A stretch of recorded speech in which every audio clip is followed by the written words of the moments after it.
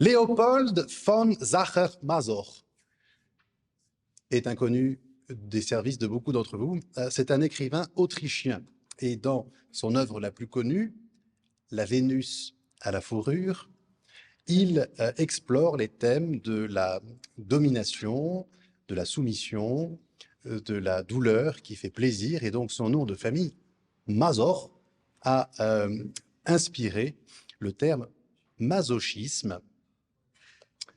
Et de fait, dans cet ouvrage, Vanda utilise un fouet pour se punir et elle trouve du plaisir dans la douleur physique.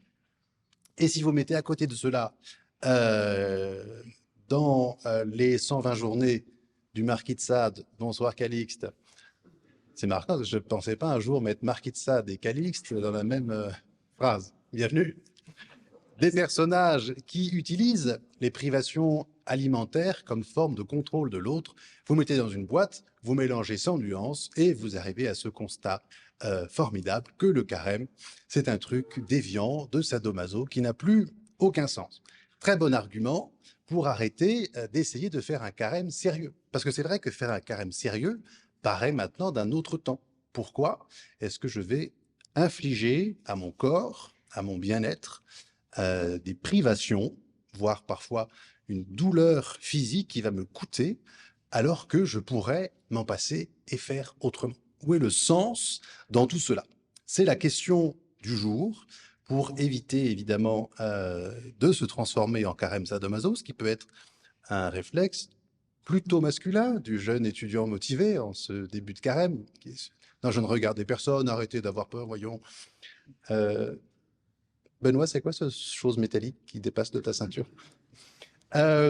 Attention donc à vouloir faire trop fort, mais attention à avoir tellement dit qu'il ne fallait pas trop s'abîmer, qu'il ne fallait pas trop forcer, qu'on finit par avoir un carême de velléité. On est plein de beaux désirs et on ne fait pas grand-chose. Et on arrive heureux à la fin du carême en disant, ben voilà, comme prévu, je n'ai réussi à rien faire et donc je m'en remets à la miséricorde de Dieu. Merci Jésus. Accorde-nous, Dieu Tout-Puissant, tout au long de ce carême, de progresser dans la connaissance de Jésus-Christ. Voilà ce que nous prierons ce dimanche, l'oraison un petit peu programmatique du carême, de ce temps pour croire, pour progresser dans la connaissance et dans la relation à Jésus et pour le laisser établir sa demeure en nous. Le carême est un entraînement spirituel à cette rencontre. Dieu, Jésus, la Trinité, les saints sont un peu comme le podium que l'athlète essaye d'atteindre avec des efforts personnels, mais aussi avec la grâce qui travaille en lui. Et donc on va regarder ce soir un peu de ce sens de l'ascèse, du carême, des efforts, du jeûne, de la prière, de l'aumône, dans ce chemin difficile parfois vers le Christ et du sens qu'il peut y avoir dans la douleur, dans le plaisir dans la douleur. C'est un peu notre angle d'attaque ce soir qui justifie pourquoi nos amis que nous ne voyions pas ont cliqué, simplement parce qu'ils trouvaient rigolo la vignette qu'Ambroise est en train de dessiner dans sa tête sans faire de péché. Carême, sadomaso, douleur, plaisir, ça défile, mais il va réussir à faire un truc bien. Vous allez voir. Le jeûne et l'ascèse font peur.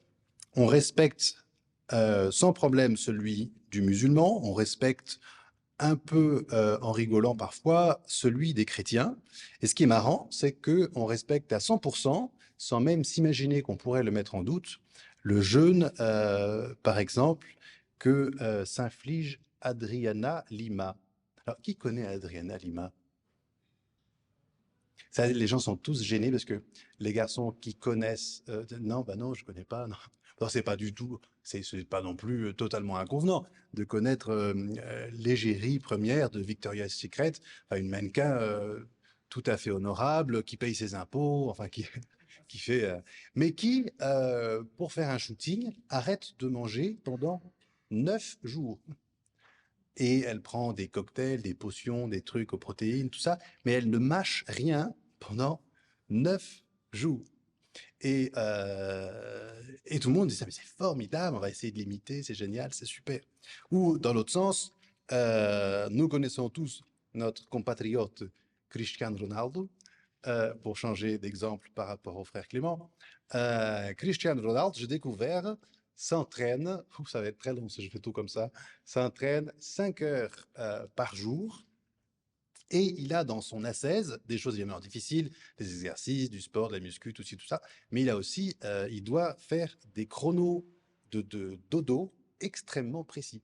Et s'il dort moins qu'une certaine somme, il se fait défoncer par son entraîneur. Donc des dodos de la nuit, au moins 8 heures, pas d'exception. Ah, mais c'est l'anniversaire de maintenant, non, pas d'exception. Donc c'est dodo.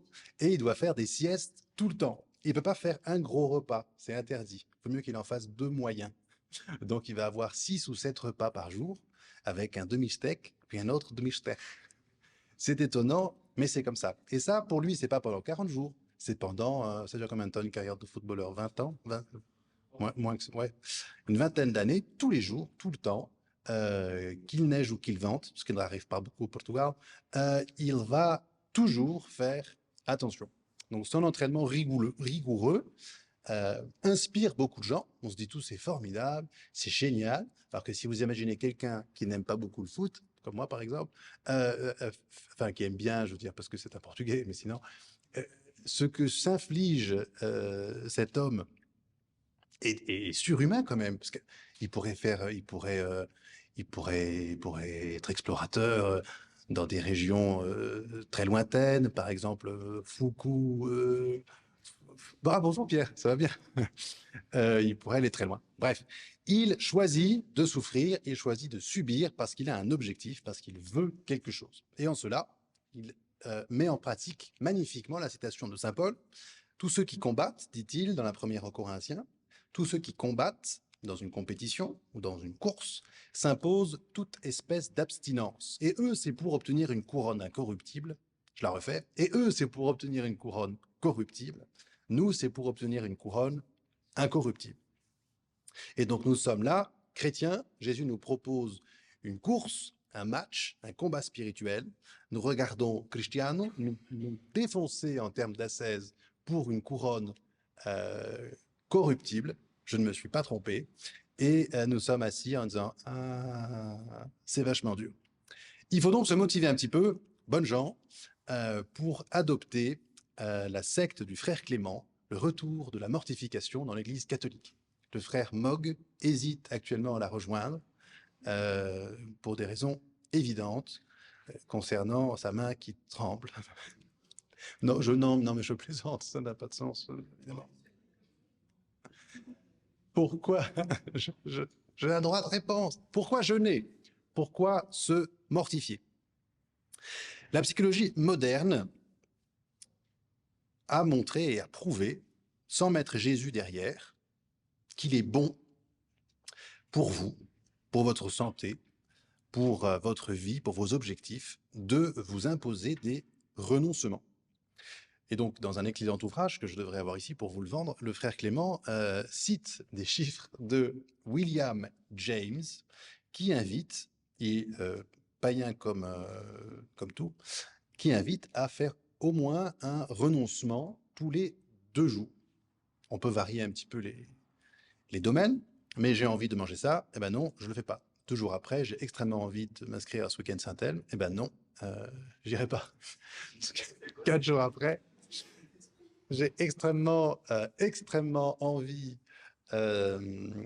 d'échapper à la conférence du frère Antoine. Non, je ne le fais pas. Je m'y rends. Et c'est l'image du muscle que prend ce monsieur. Je muscle donc régulièrement par un exercice. Et vous le savez, si vous voulez faire du sport, si vous voulez progresser, vous n'êtes pas en continu. Vous faites un effort, puis après il y a un temps de repos, puis après il y a un temps d'effort, puis après il y a un temps de repos. Et donc il dit la volonté marche exactement pareil. Donc faites un renoncement ou un choix difficile, reposez-vous un peu, un choix difficile, reposez-vous un peu, un choix difficile. L'idée, je pense, d'Exodus est de faire une espèce de raid assez intensif où je vais muscler la volonté à l'aide d'actes répétés pendant 90 jours jusqu'à ce que ma volonté ait des habitudes et une puissance qui tiennent et qui durent dans le temps.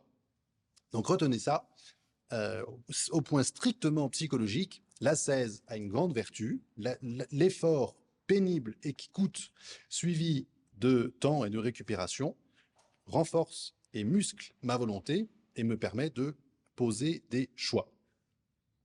Il y a eu une année où le groupe Mission était très Exodus. Je ne sais pas si c'est le cas cette année. On fera on discutera tout à l'heure avec les choses grasses que nous allons essayer. Et j'avais un petit peu accompagné un petit groupe qui avait dit, bon, c'est bien frère, mais il faudrait quand même que vous fassiez tout pareil, parce que sinon, c'est compliqué de pouvoir discuter. Alors je dis, bah, super. Et ça m'avait frappé de l'extérieur. Le truc pour ma psychologie qui peut apparaître un peu curieux dans Exodus, c'est l'aspect vraiment répétitif. On coche. Et donc, il y avait une motivation énorme à garder la douche froide, parce que sinon, je ne pouvais pas cocher. Et sinon, on ne peut pas avoir le point. Si on n'a pas le point, on n'a pas le tic et on n'est pas motivé par l'application pour continuer. Et donc, je me disais, ben, ça, c'est quand même un petit peu curieux. Et j'ai constaté vraiment de l'intérieur à quel point ce choix extrêmement absurde de juste enlever même de devoir attendre, parce que moi je suis suisse, donc je fais les choses bien. Quand le frère d'avant a pris une douche à 96 degrés et que j'arrive, si je mets sur le froid et que j'ouvre, bah c'est chaud. Alors j'attendais, puis je voyais l'eau chaude devenir gelée de manière débile. Et il y a un choix résolu et volontaire de faire ça. Je me dis c'est absurde. Et ben en fait, dans la journée qui suit, d'autres choix qui peuvent concerner la bouffe, qui peuvent concerner le fait de se moquer de quelqu'un qui arrive dans une salle en marchant comme un petit oiseau. Tout ce genre de choses peuvent être plus faciles à faire que si on n'avait pas posé cet acte auparavant. Au contraire, si je m'habitue toujours à suivre l'inclination de ma volonté, eh bien, je n'avance pas. Et donc, je muscle et j'atteins des degrés un peu plus hauts et je peux faire des choix de plus en plus profonds avec tout mon être. Si je goûte un bien plus élevé, comme le bon vin, ou, ah bah tiens, regarde, les ascensions en montagne avec le frère Marie-Olivier, c'est marqué, c'est le positif. Les plaisirs inférieurs, comme le week-end Saint-Thème dont on parlait, sont moins attrayants. Et donc expérimenter le travail de la charité en soi va augmenter le désir de Dieu. Mes efforts commencent avec la bouffe, avec le sport, et montent peu à peu vers la prière, vers le désir de Dieu. Et donc attention au carême 100% spirituel. Je pense tout de suite Jésus, qu'est-ce que je pourrais faire pour être plus saint? Et j'en arrive pas au concret des choses. Et attention au carême 100% psychologique, où certes, je peux grandir en vertu, avec mes efforts, avec mes choix, mais je ne vais pas forcément m'attacher au bien auquel Dieu veut que je m'attache. Donc si je muscle ma volonté, c'est pour lui permettre de choisir des choses grandes, des choses hautes, et qui vont me rendre heureux, et qui vont me rendre joyeux. Et c'est la première réponse à la question de la vignette semi-obscène du frère, non, pas du tout, pas du tout semi-obscène, de la vignette un peu provocante d'Ambroise Valu, le fait de se fouetter au Moyen-Âge, ce qu'on ne fait pas aujourd'hui, le fait de jeûner, le fait... Non, mais c'est parce que il y a quelque chose qui se passe. Le fait de jeûner, le fait de faire des efforts, le fait de lutter, va m'amener petit à petit à un détachement de mes inclinations mauvaises qui ne me portent pas forcément vers Jésus. Vous avez remarqué, moi en tout cas, mes inclinations les plus primaires ne me portent pas forcément vers Jésus. Elles portent vers plein de trucs, c'est très intéressant, mais pas forcément vers le fait de parler à Dieu et le fait de vouloir donner ma vie aux autres. La musculation de la volonté me permet de résister facilement et de plus en plus facilement aux choses qui me portent vers autre chose que Dieu, de sorte que mon jeûne, mes efforts deviennent une vraie source de joie dans leur pénibilité même, parce que quand je les pose et quand je les fais, je sais que je suis en train de me rapprocher concrètement du Christ. Et je vois les fruits de mon jeûne. Donc il y a quelque chose de grand dans l'ascèse qui coûte un peu, en tant qu'elle permet de balayer de plus en plus rapidement les choses qui, dans ma vie, m'empêchent d'aller à Dieu. Le père Binachon et le père Régamet se sont alliés l'un l'autre, même s'ils ont des générations d'écart. Le père Régamet, il paraît que c'était un vieux, donc un théologien quand même solide, mais à la fin de sa vie, un peu. Tu as connu, toi, frère Marie-Olivier, le père Régamet?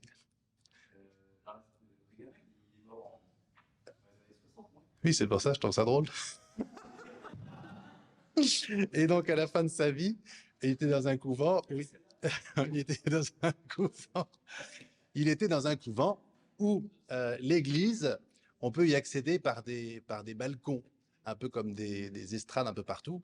Et il arrivait en cachette avec sa canne et son nez crochu, et il tapait sur la barrière pendant que les prédicateurs plus jeunes, donc dans les années où on commençait à prêcher des choses originales, dans les années 65, 70, et il tapait, il disait hérésie, hérésie. Ça va être formidable. Donc l'autre était en train de prêcher en bas, j'ai 30 ans, c'est super. Hérésie! Bon, le père Égamet a écrit un livre sur la 16, et donc le frère Clément le cite dans son bouquin, je pense qu'il le met un peu à sa sauce. Donc on appellera ça la liste Binachon-Régamet des 5 critères pour un jeûne efficace. Crayon, petit 1. Le jeûne doit coûter à celui qui le pratique. C'est pas simplement de la sobriété, c'est pas simplement je suis poli, je prends pas trop. Il faut toujours en laisser un petit peu en Orient parce que c'est très poli. Non, il faut qu'il y ait une faim ressentie et donc une véritable privation. La faim qui est dans mon corps doit correspondre au désir de mon cœur de m'approcher de Dieu. On a tous fait, on a même peut-être prévu cette année, le jeûne régime ou régime jeûne, mettez-le comme vous voulez, où ça tombe quand même drôlement bien parce que j'avais tel objectif et donc j'en profite, je divise un petit peu sur 40 jours et j'aurai un peu faim, ce sera super. Alors, très bien si je perds du poids pendant le carême et que j'avais envie, mais c'est pas la question de calculer, de mesurer et de voir le résultat de mon jeûne ainsi. Le but de mon jeûne, c'est que j'ai faim.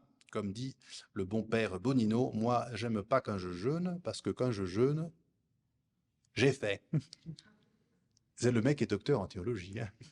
Alors, je crois que c'est plus que ça. C'est j'aime même pas le carême, parce que dans le carême, je jeûne et que quand je jeûne, j'ai fait.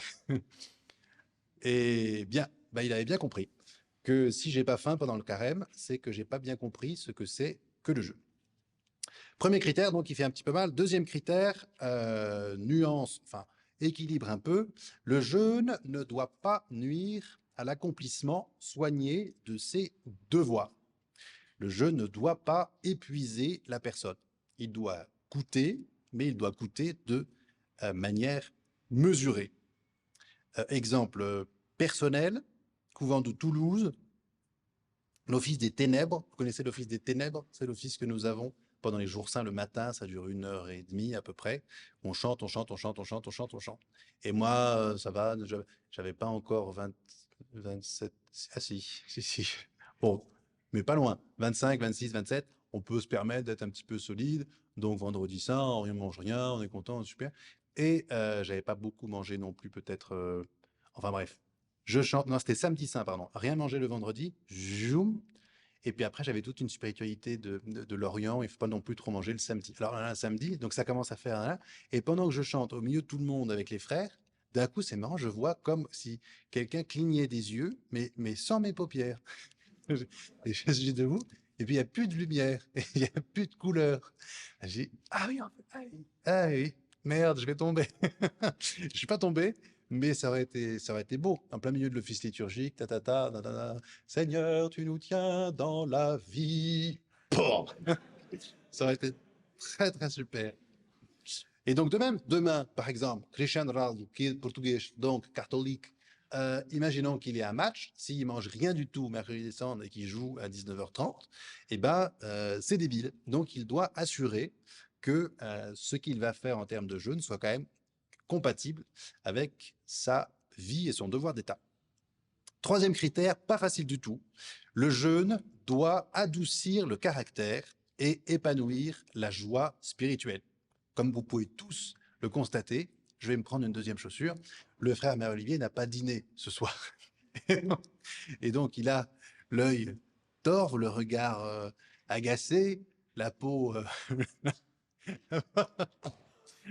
la peau claire. Et c'est le danger du carême, c'est le danger d'Exodus. Ça va l'odeur ou pas? Vous survivez? Le danger d'Exodus que de devenir irritable, pénible, désagréable. Et ça n'est pas bon. Ça n'est pas bon. Si j'ai des remarques, parce que souvent, enfin, c'est bien quand même que je puisse l'entendre, j'ai des remarques sur ma façon d'être, sur mon caractère, sur mon équilibre, parce que tu sais, t'es pas très accessible, c'est compliqué de venir te parler en ce moment. Et si je me rends compte qu'effectivement, à cause de mon jeûne et à cause du fait que j'ai faim tout le temps, eh ben, je deviens pénible, c'est pas formidable. Donc, important de garder ça. Par contre, contre-coup, si jamais demain à 16 heures, vous dites c'est marrant, je me sens pas hyper joyeux et prime sautier. Et donc, du coup, vu le deuxième critère du carême, troisième critère, eh ben, je vais me prendre un fat goûter, ça ira beaucoup mieux après. Non, un peu trop facile. Et donc, je dois juger un petit peu au long terme. C'est pas simplement parce que j'ai rien mangé vendredi saint, je suis pas forcément en train de sauter de joie vendredi saint. C'est normal. Critère 4. Le jeûne doit garder l'esprit libre. Ça vous est sans doute déjà arrivé, où j'ai choisi de me passer de telle ou telle chose que j'aime vraiment beaucoup, et je finis par penser à peu près tout le temps à telle ou telle chose que j'aime vraiment beaucoup. Et donc mon carême qui était censé orienter mes pensées vers des choses spirituelles, vers Dieu, vers le soin du prochain, et ben, oriente mes pensées exclusivement vers ce que vous savez et ce dont vous avez décidé de vous passer. Là encore, si c'est 2-3 jours, c'est normal. Si c'est 40 jours, ça n'est pas normal. Enfin, dernier critère, c'est la question de la direction éclairée. Les meilleures pratiques d'ascèse sont ajustées à nos capacités personnelles et elles sont confirmées par l'Église. Et donc, il peut être bien, même si ça peut être assez humiliant, de faire la liste simple, concrète, à son accompagnateur ou, si on n'en a pas, à la limite, à des amis, à quelqu'un, à un référent, qui puisse m'aider à voir si je ne suis pas en train de faire n'importe quoi. Je ne pense pas que ce soit forcément votre tentation à vous d'un coup, mais prendre cette habitude maintenant de faire la petite liste toute simple peut peut-être éviter, quand je commence à vouloir y aller un petit peu à fond, de faire des bêtises avec ma chaîne en métal, ce que nous ne faisons pas. Donc Benoît, tu la mets ici, la chaîne, hein, avant de repartir. Ouais, on a dit. La place de la souffrance dans la vie spirituelle. Si nous jeûnons ou si nous voulons souffrir de quelque façon, c'est pour casser quelque chose, réformer quelque chose, combattre quelque chose. Donc le combat spirituel, il est contre le péché. On aura ça demain à la première lecture. Déchirez vos cœurs et non vos vêtements. Je ne suis pas cardiologue, mais déchirer son cœur, ça doit faire drôlement mal. Oui, oui. Il y a quelque chose d'une douleur pour que je puisse dévoiler ce qui en moi est la présence du Seigneur et que j'ai tendance à recouvrir par le péché qui couvre mon cœur. Il y a quelque chose à déchirer et c'est ce fait de déchirer qui va faire mal. Pour atteindre au cœur, il va falloir que j'enlève des couches successives et cela fait mal. Le feu purifie l'or, nous dit l'Écriture, et donc l'ascèse est comme ce feu dans lequel mon cœur va être séparé de ces scories qui l'abîment. On a des exemples où la souffrance ou la douleur a changé pour le mieux la vie d'une personne. Vous avez Saint Ignace, qui a l'impression d'être... C'est marrant, j'ai dit Saint Ignace, j'ai pas encore parlé de Saint Thomas, ni de Saint Dominique. J'ai dit Saint Ignace, c'est rigolo. Si, c'est rigolo. Saint Ignace, qui est jeune et vaillant officier, se prend un boulet, se fait défoncer la jambe, il souffre, il est au bout de sa vie, il dit c'est fini. Et bien c'est à partir de là, et c'est par là, que le Seigneur convertit son existence et fait de lui un grand saint, un très grand saint même.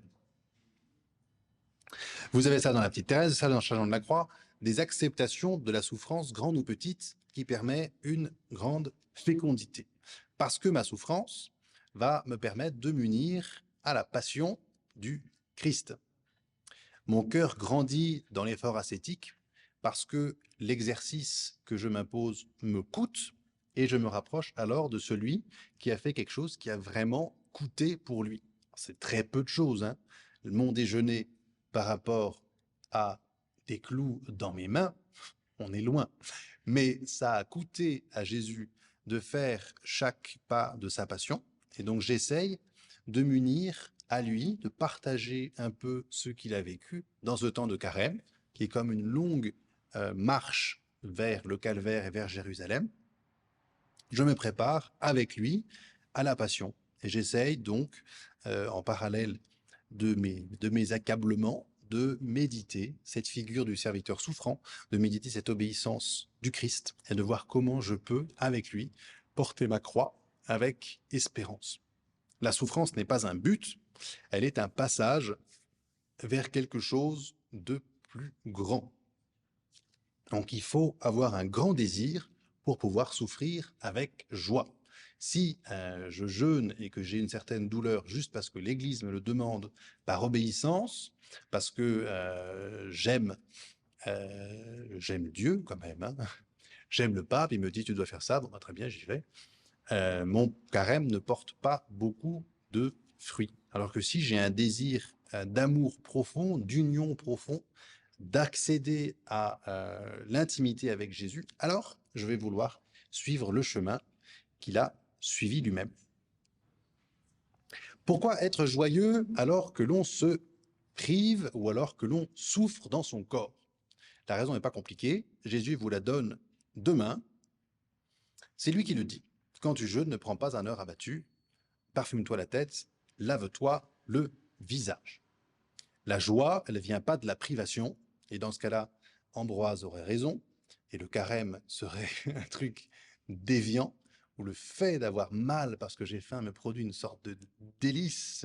Ouh, et je peux me dire, encore. Mais la joie vient du fait que je sais pourquoi j'ai faim. J'ai faim parce que après avoir résisté à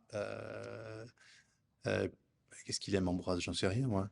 Bon, vendredi, à ce double whooper, je vais pouvoir plus facilement résister à d'autres choses, dire non à la paresse, dire non à ci, dire non à ça, et orienter ma vie vers le Christ, vers ce qu'il veut pour moi. Et ma joie vient du fait comme de me ressaisir entre mes mains, de pouvoir offrir ma vie à Dieu en disant, regarde, regarde, j'ai réussi à faire ça, tu le veux? Et la vendredi, il est content. Et du coup, il va bouffer un double whooper pour se récompenser. Donc, le jeûne me rend joyeux, non pas parce que j'ai mal et ça fait du bien, mais parce que je fais la volonté de Dieu. Je fais ce que Dieu veut que je fasse. Et c'est tellement bien et ça me rend tellement heureux. Donc, si le jeûne me rend uniquement triste, dépressif, tout ce que vous voulez, j'arrête. Mais donner sa chance à la dépression 2-3 jours pour qu'ensuite la joie puisse jaillir et vous amener vers Dieu. Le carême est une bonne nouvelle en tant qu'il nous rapproche du royaume. Le révérend Père Binachon distingue dans son petit ouvrage, que vous pourrez acheter toujours à je ne sais pas où d'ailleurs, la joie et la fierté. Et il dit, c'est une citation, la joie ne trahit pas l'amour, elle le confirme. Je pourrais vouloir, comme Saint Jean de la Croix ou comme Mère Teresa, être dans une espèce de désolation dans mon effort que j'offre et me dire, ben voilà, là c'est la vraie peine, là c'est le vrai carême. Là, et d'un coup, je me rends compte que je suis hyper content d'aller prier ou je suis hyper content d'aller à l'adoration parce que ce soir c'est le frère Marie-Olivier qui expose. Et, et plus de chaussures. Et je m'en veux. Je me dis, bah non, c'est le carême, je devrais être un peu tristounet. La joie confirme l'amour. Le plaisir ou la joie est comme ce qui vient après l'action réussie. Vous avez peut-être déjà remarqué ça. Vous montez un sommet, le Morgon par exemple. Et c'est pénible sur le dernier tiers. C'est très pénible sur le dernier sixième. Et l'espèce d'immense joie qui va vous combler à la fin, elle n'est pas mauvaise. Vous n'avez pas l'impression de faire un truc pas bien quand vous exultez de regarder la vue et d'avoir monté une montagne. Parce que cette joie-là, elle est comme la récompense de l'action bonne, de l'effort que vous avez fait sur vous-même. Elle n'est pas exactement la même, cette joie, que si vous y allez en... C'est hyper flippant, ça a bougé la porte. En traîneau. On peut pas aller au Morgon en traîneau, non? C'est complexe, hein? Il y a cette chose qui vous récompense de l'intérieur de vous-même. Alors que la fierté, elle est centrée sur soi-même. Je suis en haut du Morgon, je bénis le ciel d'être là. Ou alors, si je prends que des photos de moi partout, je regarde le timing que j'ai fait. Là, je suis peut-être un petit peu plus dans la fierté. Humilité de la Vierge Marie qui accepte la volonté de Dieu, la conduit à la vraie joie et à l'explosion du Magnificat. Être content d'avoir bien jeûné, parce que c'était exactement comme on avait prévu, c'est le piège du pharisien. C'est le petit danger de l'application Exodus. C'est un peu le Duolingo du jeûne. Bravo, bravo, bravo, bravo. Ouais, je suis trop fort, j'ai bien jeûné, j'ai coché les cases. Donc c'est bien si ça motive, mais ça n'est pas le but. Je redonne juste la définition du jeûne, parce que chaque année j'ai des questions en entretien ou confession. Et comme ça concerne la journée de demain, où l'Église vous demande jeûne et abstinence, ça peut être bien de se ressouvenir de ce que ça veut dire. Donc le droit canonique vous dit que le jeûne, c'est un repas par jour,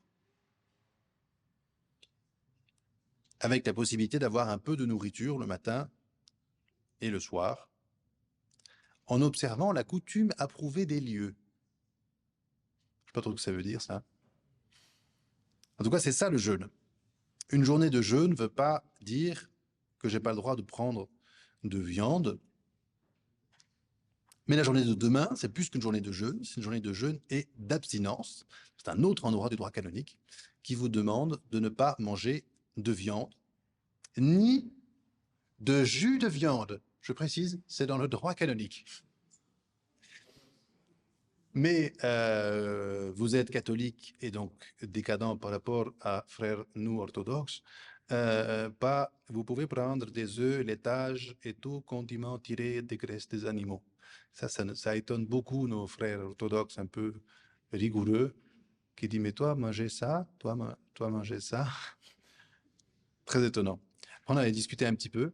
Je vous ai peut-être déjà raconté ça, mais j'aime beaucoup cette histoire. On discute avec le Roumain, nana, pourquoi, si, ça. Puis après, je lui explique quand même pauvreté, chasteté, obéissance, la vie commune, tout ça, le mise en commun des biens, comment vous faites pour acheter un billet de train. Elle dit, ah oui, mais quand même, c'est très étonnant. Toi, catholique, toi enlever tout ça, confort, vie, toi pouvoir faire tout, et toi aller en enfer, pourquoi? C'est rigolo. Enfin, moi, je trouve ça marrant. Toi, pas avoir femme, toi, pas... Et toi, en faire... Pourquoi? Pourquoi faire? Mec sympa. Je pense qu'il ira au ciel, lui. Le remplacement du jeûne alimentaire par un autre jeûne. Vous avez déjà entendu ça? Je jeûne, je vais plutôt jeûner d'Internet, je vais plutôt jeûner d'Instagram, je vais plutôt jeûner de ci, je vais plutôt de jeûner de ça. C'est évidemment, ça a du sens dans le carême que de faire des efforts sur ses attachements. Mais quand on entend demain la question du jeûne dans l'évangile, je ne suis pas certain qu'il faille évacuer tout de suite la bouffe. Je suis même certain, moi, qu'il ne faut pas évacuer la bouffe. Et que le jeûne de tel attachement que j'ai n'ira pas forcément taper aussi profondément dans mon organisme que la question de la nourriture. Et si la Bible nous indique cette voie un peu tout le temps, c'est justement parce qu'elle est ancrée très, très, très, très profondément dans mon métabolisme. Donc, me passer de bouffe va en plus m'aider et me structurer et me muscler pour pouvoir faire tous ces autres jeûnes dont on a parlé. Je ne dis pas que ça compte pas, mais je pense que ça ne remplace pas. Tout petit mot sur les deux autres axes que Jésus va nous donner demain, la prière et l'aumône. Le carême, c'est ce temps où nous pourrons voir et revoir que la prière est tout aussi indispensable à notre corps que la respiration. Elle est, chez Sainte Thérèse d'Avila, ce commerce d'amitié où l'âme s'entretient souvent seule à seule avec Dieu, dont elle se sait aimée. Je parle à Dieu et il parle avec moi. Et ça peut être l'occasion pendant le carême de développer un peu nos différentes manières de prier. Chacun a un petit peu son truc. Mais il y a toute une diversité de formes de prière qui sont toutes très bonnes. Mais ce serait dommage d'arriver à 21, 22, 23, 24, 25 ans en n'ayant fait que dans toute sa vie la question, par exemple, de la prière vocale, des prières qu'on récite, ou la prière du chapelet, et avoir jamais tenté l'aventure de l'oraison, l'aventure de la méditation. Et je vous encourage, si ce n'est pas encore très fréquent dans votre vie, d'essayer vraiment de prévoir dans ce carême des temps d'oraison. Vous avez une magnifique autre vidéo sur la prière, sur cette magnifique chaîne. Vous pouvez vous tenir devant Dieu avec pas forcément un objectif d'avoir dit telle ou telle chose, d'avoir un objectif plutôt de temps, de lieu et un état de disponibilité à son amour. Et ce sera peut-être très dur, et ce sera sans doute très dur, et la règle absolue est de ne pas se décourager et de ne pas juger le temps de prière que vous aurez pris en fonction de ce que vous en aurez ressenti pendant ou après. La valeur de votre prière, elle ne vous appartient pas, c'est Dieu qui s'en occupe. Et dans les Pères du désert, on voit à quel point il y a cette difficulté de prier au long terme, d'être fidèle à ce temps qu'on offre à Dieu.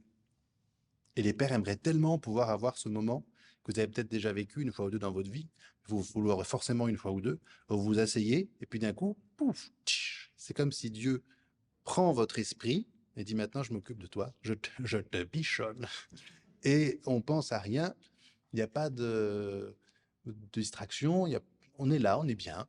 Puis après, hop, c'est fini. Parce que Mère Teresa appelle l'oraison de quiétude, Mère Teresa, Sainte Thérèse d'Avila appelle l'oraison de quiétude, mais qui n'arrive pas tous les 4 matins. Et là, les 4 matins, il y a quand même plutôt cette présence qu'il faut parfois meubler, toujours revenir, toujours revenir, toujours revenir.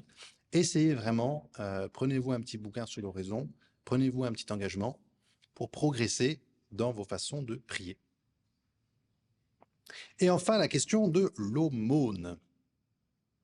L'aumône, c'est pas juste donner quelques pièces, même si c'est très bien de donner quelques pièces. L'aumône, elle garde un sens beaucoup plus large que le pape François avait redonné en 2015, il y a 10 ans déjà, Jubilé de la miséricorde. La prédication de Jésus, nous dit le pape, dresse le tableau de ses œuvres de miséricorde pour que nous puissions comprendre si nous vivons, oui ou non, comme ses disciples. Redécouvrons les œuvres de miséricorde corporelle. Donner à manger aux affamés. Donner à boire à ceux qui ont soif. Moi, quand j'étais à la source, soit en volontaire, soit en curé, j'aimais mieux le moment où on avait le temps vraiment pour s'asseoir et pour manger avec les personnes dans la rue.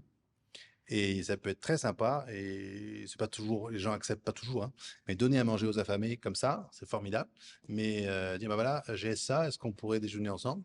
C'est très, très, très sympa à faire. Donc se mettre un petit objectif, tiens, pendant au moins X fois dans le carême, je vais m'asseoir par terre, dans la rue, et partager un repas avec quelqu'un. Et quand vous vous faites lourder, c'est pas grave, hein. Est-ce que ça vous dit de partager ça avec moi? Non. Ah bon? Pourtant, moi connais Romain Guillou. Mais non, ça marche pas toujours. Et les œuvres, c'était un test pour voir le... Donner à boire à ceux qui en soif, vêtir ceux qui sont nus, accueillir les étrangers, assister les malades, visiter les prisonniers, ensevelir les morts. Bon, n'allez pas au cimetière Saint-Pierre avec une pelle, ça ne... c'est pas la peine. Je souhaite vivre mon carême. N'oublions pas les œuvres de miséricorde spirituelle. Conseiller ceux qui sont dans le doute, enseigner les ignorants, avertir les pécheurs, consoler les affligés, pardonner les offenses, prier Dieu pour les vivants et pour les morts. La dernière, j'espère que tout le monde la connaît. C'est la plus facile. Franchement, moi, ça m'arrive tous les jours. Je me dis, tous les jours, je suis à peu près sûr de faire une œuvre de miséricorde spirituelle. Supporter les personnes ennuyeuses. C'est tellement pépite de savoir que quand on fait ça, en fait, on est en plein dans l'évangile, quoi. Quelqu'un qui vient, ça parle, la personne parle, elle parle, elle parle. Là, on se dit, j'en peux plus. Et on se souvient que Jésus a dit, miséricorde, dit oui. Et que l'Église, depuis, dans sa sagesse, dit, bah voilà, être avec une personne qui n'a, on n'en tire rien, mais elle en tire quelque chose, et elle a besoin de parler, elle a besoin qu'on l'écoute. C'est une immense miséricorde qu'on peut lui faire. Et franchement, c'est pas uniquement, tiens, vas-y, parle, ça me fait des points ciel, mais c'est le fait de réussir à transformer l'agacement en amour. Et ça, c'est facile, vraiment. Vous avez tous un colloque chiant. Non, c'est gênant. Donc l'Église n'impose pas une liste d'obligations à cocher, elle présente à ses enfants toutes les possibilités de dons qui s'offrent à eux. Si vous n'avez pas tout noté, retenez simplement œuvre de miséricorde corporelle et œuvre de miséricorde spirituelle. La première chose à faire consiste à vivre ces activités en chrétien, c'est-à-dire à les insérer dans notre vie théologale, dans notre relation à Dieu. Frère Denis, j'ai une citation de toi, il faut que tu viennes. J'ai une citation là qui arrive du père Ranquet, je crois, qui dit le carême, c'est pas forcément d'inventer plein de choses en plus dans son quotidien. Rien en plus, tout en mieux. C'était la citation. Merci frère Denis. Donc retenez ça. Rien en plus. C'est pas forcément de chercher des trucs à rajouter partout, même si c'est bien, mais de regarder déjà dans mon quotidien ce qu'a raconté le frère, qu'est-ce qu'il peut y avoir comme progrès, qu'est-ce qu'il peut y avoir comme effort, qu'est-ce qu'il peut y avoir comme ascèse qui va me faire mieux tout ce que je fais déjà. Confier au Seigneur toutes ces choses, les vivre mieux avec Dieu.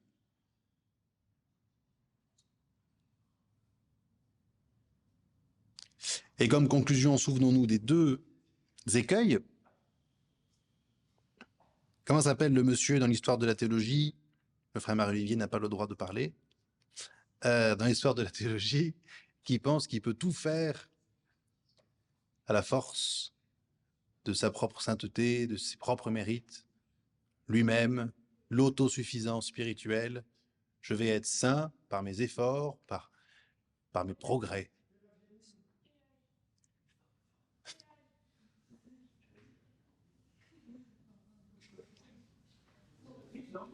Ouais. Pélage. Bravo.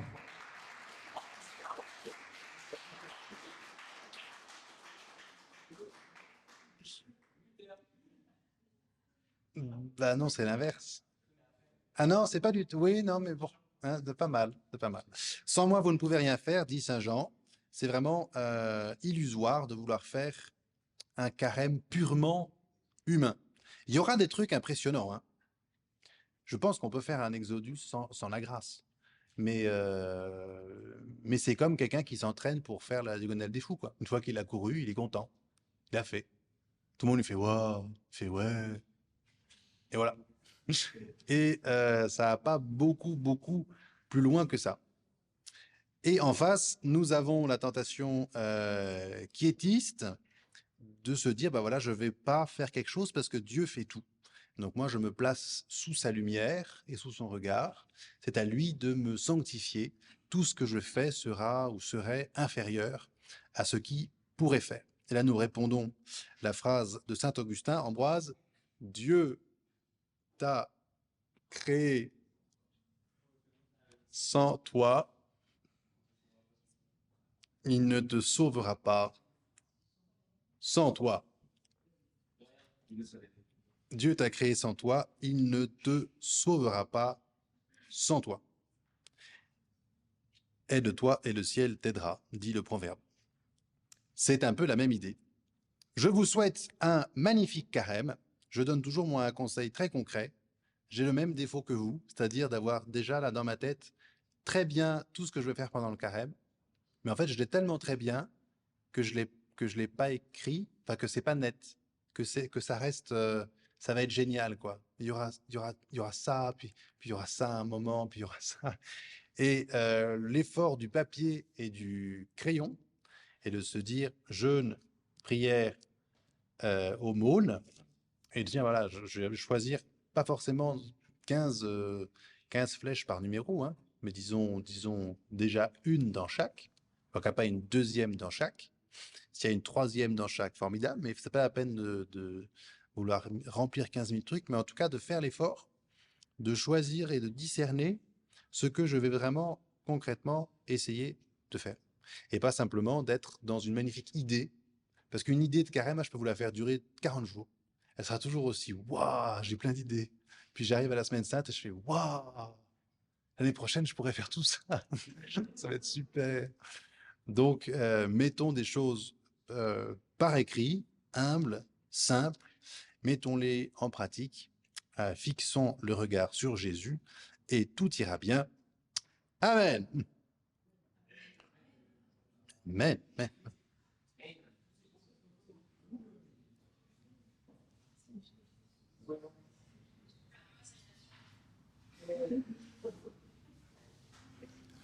Y aurait-il une question ou deux questions?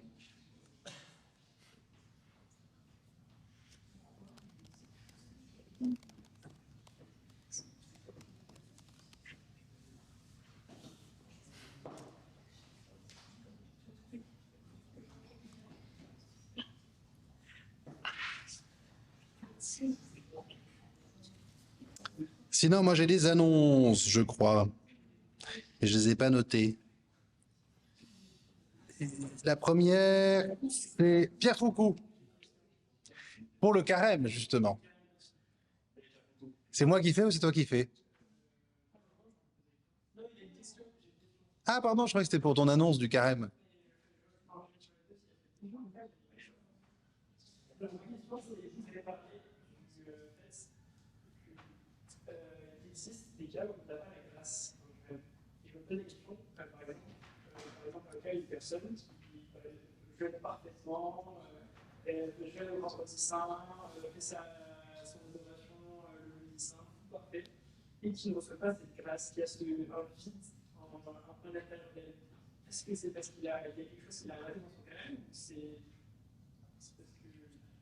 Mais comment peut-on dire, comme tu le dis là, que cette personne n'a pas reçu de grâce? Oui.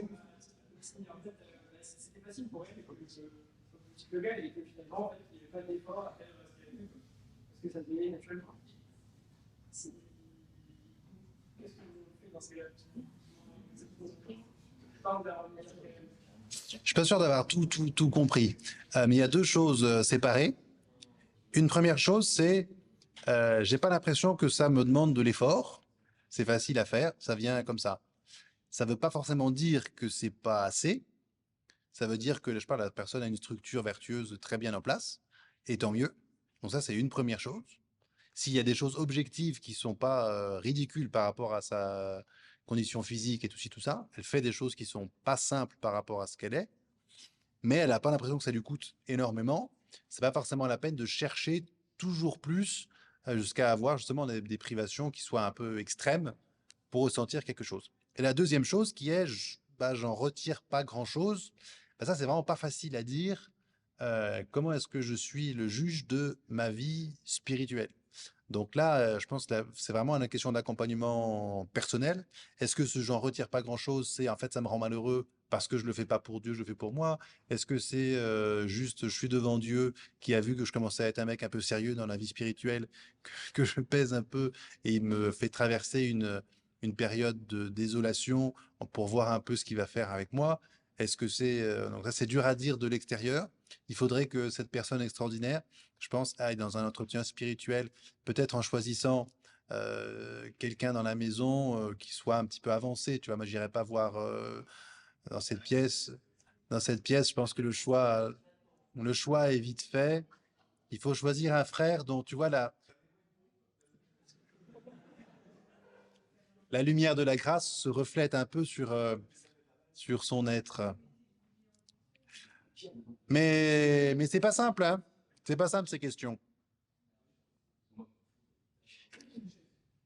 Toujours est-il que l'homme d'aujourd'hui, et en particulier le jeune homme d'aujourd'hui, Pierre Foucault, aura tendance à s'écouter beaucoup. Moi, on est tous des postmodernes qui nous écoutons beaucoup.